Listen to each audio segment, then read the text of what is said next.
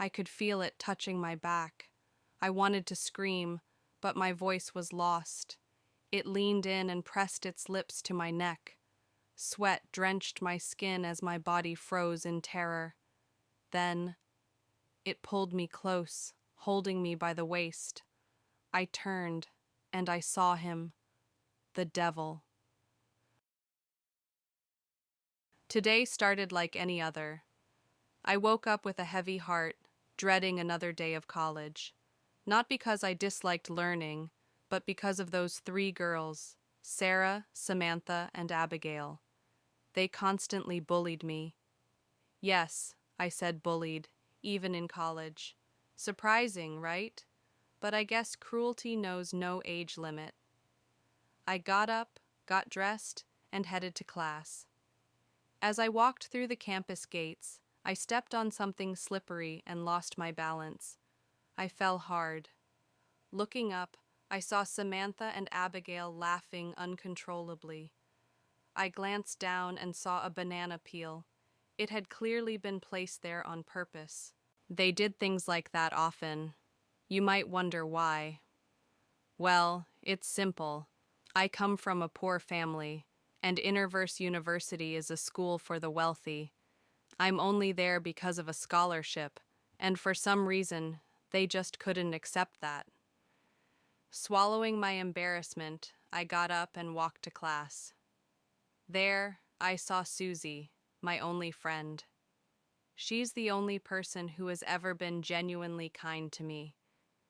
Maybe it's because she too comes from a middle-class background. Sitting beside her always brings me peace. Just being near her seemed to melt my anxiety away. When classes ended, Suzy turned to me and said, "Hey, want to go to the club tonight?" I didn't want to disappoint her, but honestly, I had no desire to go. I hesitated and tried to explain, "I don't think I'm in the mood, Suzy." But she cut me off with a teasing smile. "Oh, come on, Jenny. You need to live a little. You're always cooped up indoors. How are you going to meet anyone, let alone get a boyfriend, if you never go out?" I knew there was no winning this. Suzy wasn't going to take no for an answer, so, reluctantly, I agreed. We arrived at the club, and it was exactly how I imagined. Loud music, people dancing wildly, some kissing like no one was watching. I felt out of place. Suzy went to grab drinks while I sat alone, quietly watching her. Oddly enough, even without moving, I felt exhausted, drained, like I had been dancing for hours. Dizziness washed over me. My chest felt tight. I needed fresh air. I stepped outside and found a bench. Sitting there with my headphones in, I let the quiet night wash over me. It was oddly peaceful. Then I looked at my phone, 12 a.m., midnight. The streets were completely silent. That's when I heard it, a voice, familiar, muffled. I tried to ignore it, but something in my gut told me not to. I followed the sound toward the dark, isolated side of the club, the side where shady things happened. Drug deals, fights, all of it. I hid behind a large metal box, and what I saw made my heart stop. A man was forcing himself on a girl, and that girl was Sarah, my bully. For a moment, I froze. My instincts screamed for me to run, but I reached into my purse to grab my phone and call the police. That's when I noticed something else, my pepper spray. I always carried it, just in case. Without hesitation, I pulled it out, hid it behind my back, and approached them. "Leave her alone," I shouted. The man laughed darkly. "And what exactly are you going to do if I don't?" I didn't flinch. I walked straight up to him and sprayed the pepper spray directly into his eyes. He screamed, releasing Sarah. I grabbed her hand and we ran. By some miracle, Suzy had just come out looking for me. Still trembling, Sarah handed Suzy her car keys. We all got into her car. She gave Suzy her home address in a quiet, shaken voice. We drove in silence for a while before Sarah finally spoke. Why are you doing this, Jenny? Why did you save me? After everything I did to you, this feels too kind, too impossible. I sighed. I didn't do it because I like you, Sarah. I did it because it's who I am. I'd help any woman in trouble, no matter who she is. My heart wouldn't let me walk away, not even from someone who hurt me. And everyone deserves a second chance. Sarah looked stunned. Her eyes shimmered with emotion. She couldn't even meet my gaze. When we dropped her off, Suzy and I went our separate ways and headed home. The next morning, I was still in bed when my phone rang. It was Suzy. I answered, but the moment I heard her voice, my heart began to race. She was crying. "Jenny, please help me," she sobbed. "Some men have abducted me. They want money. Please, go to my house. Open my safe. I left money there. Bring it to me. I'll send you the address. Please don't call the police. They said they'll kill me if I do." Tears welled up in my eyes. My voice trembled. Don't worry, Suzy. I'm coming right now. Don't be scared. I'll save you, okay?" The call ended. My whole body trembled as I got ready. I rushed to Suzy's house and grabbed every last cent I had, adding it to what was in her safe. Then I hailed a taxi. Once we got close to the address she sent, I asked the driver to stop so I could walk the rest of the way. I didn't want to draw attention. I paid him and headed into the forest. The address led me to a large, abandoned house, eerily quiet and chilling to the bone. I was sure this was the place. Suddenly, a man in a perfectly tailored suit stepped out of the house and began walking toward me. "Where is my friend?" I screamed. The man didn't respond. Instead, he gestured for me to follow him. I hesitated, but with no other option, I walked behind him cautiously into the house. The moment I stepped inside, I realized how massive it truly was, far bigger than it had seemed from the outside. The walls were etched with strange symbols, and sinister objects lay scattered throughout. Skulls of unfamiliar animals lined the shelves, and a foul, almost suffocating odor hung in the air. My heart pounded. All I wanted was to see Suzy, to make sure she was safe. And then I saw her. I ran toward her, tears spilling down my cheeks as I embraced her tightly. "Thank God you're okay. I was so worried," I sobbed. She returned the hug, but her words chilled my blood. "Don't worry about me.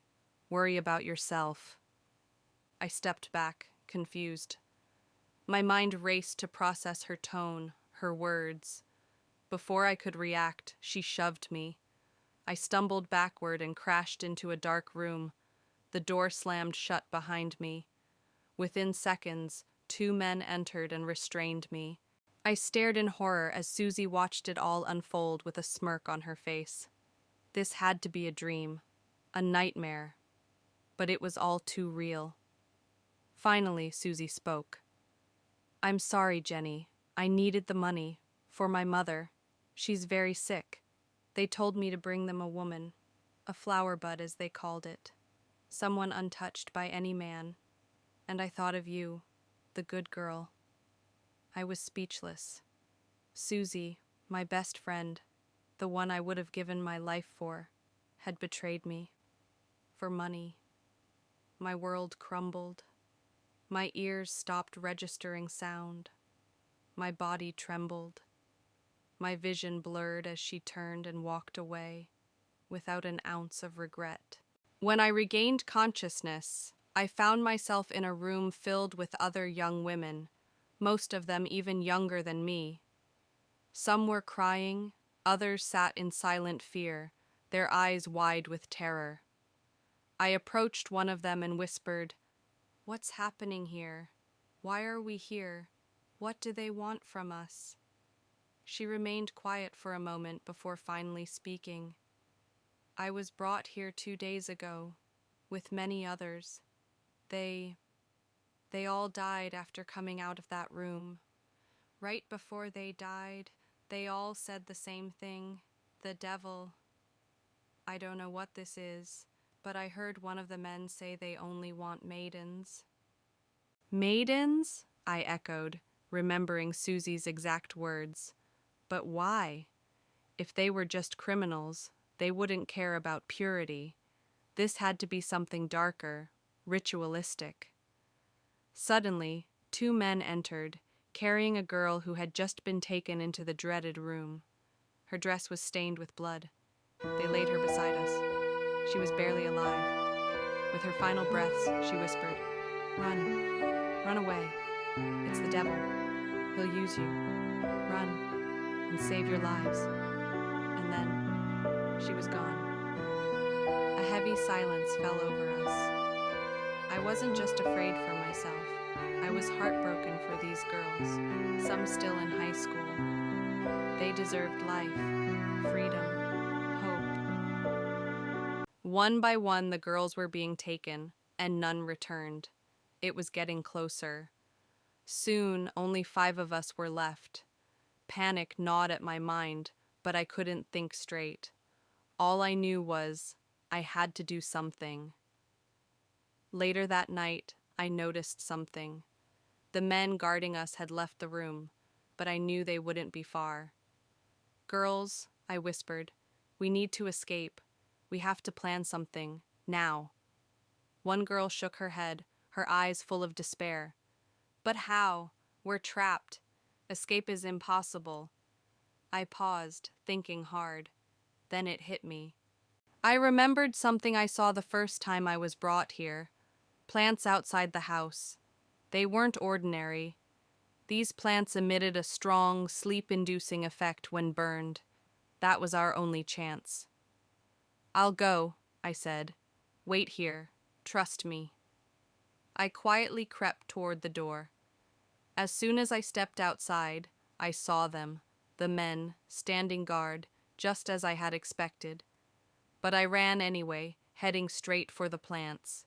They laughed behind me. "Does she really think she can escape?" one mocked. I ignored them. When I reached the plants, I deliberately tripped, pretending to fall. In that moment, I grabbed a few leaves and tucked them into my dress. The men caught up quickly, grabbed me, and dragged me back inside. Once back with the others, I whispered, "I got them." We searched the room and by some miracle found a match. I explained the plan. "As soon as I light the leaves, cover your noses, hold your breath, be ready to run." I then screamed loudly, drawing the guards' attention. The moment they burst in, I struck the match and set the leaves ablaze. They stood confused at first, but within seconds they began to stagger. Their eyes rolled back. One by one, they collapsed, unconscious. We didn't wait. Holding our noses, we ran as fast as we could toward the exit. But just as we reached outside, we saw one man who hadn't entered the room. He turned, fury burning in his eyes. "Run!" I shouted to the girls. "I'll hold him off. Save yourselves." They hesitated, but I screamed again. "Go!" They fled, and I threw myself at the man. He was strong, but I held him back with everything I had. Long enough for the girls to disappear into the night. He struck me, hard, a brutal slap across my face. My nose bled, my head spun, but I smiled through the pain, because they were safe. "Kill me if you want," I said, a faint smile forming on my bruised face. "But I've already done what I came here to do." His eyes narrowed. Fury twisted his features as he grabbed me by the neck, choking the air out of me.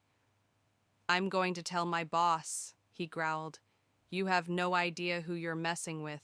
He's the devil himself." So what? I thought. What more could happen to me now? Like a rag doll, he dragged me by the throat through the hallway. The other men had regained consciousness. Their eyes burned with rage. Without a word, they grabbed me and threw me into his room. I staggered to my feet, every part of me trembling. The air grew colder. The atmosphere was so heavy I could barely breathe. I stood motionless, consumed by dread. Then I heard it, a low, guttural growl, followed by a sharp hiss. My skin crawled as I sensed something behind me, something alive.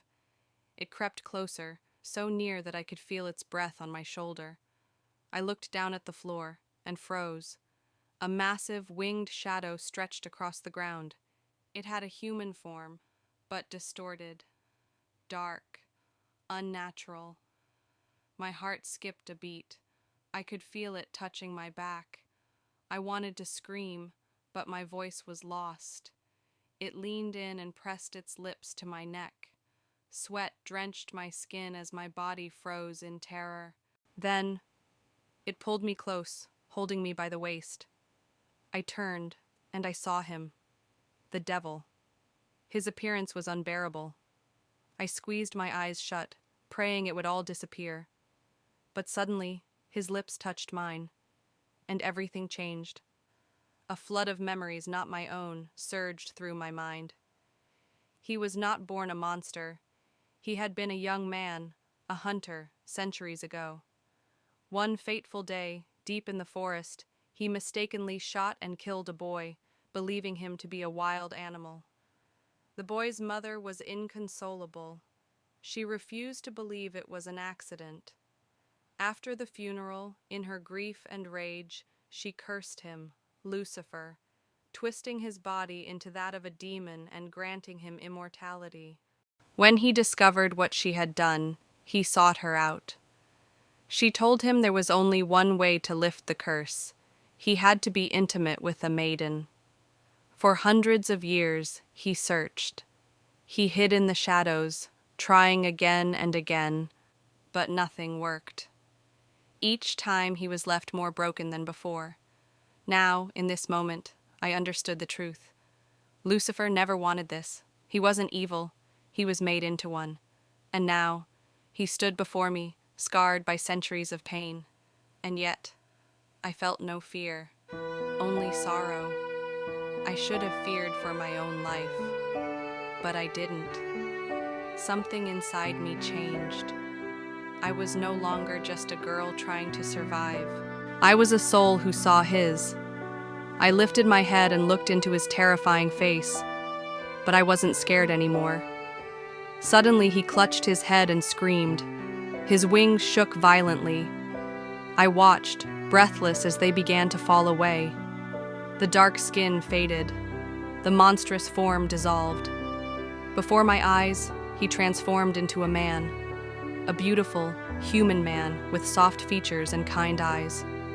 I realized then, the curse had never been broken through the body. It was the soul. It needed a pure heart, someone willing to care, to sacrifice, to see him. That someone was me, Jenny, and that alone was enough. Lucifer stepped forward, tears welling in his once demonic eyes. He pulled me into a tight embrace. I could feel the warmth of his human body now, no longer a monster. He whispered, voice thick with emotion, "Thank you.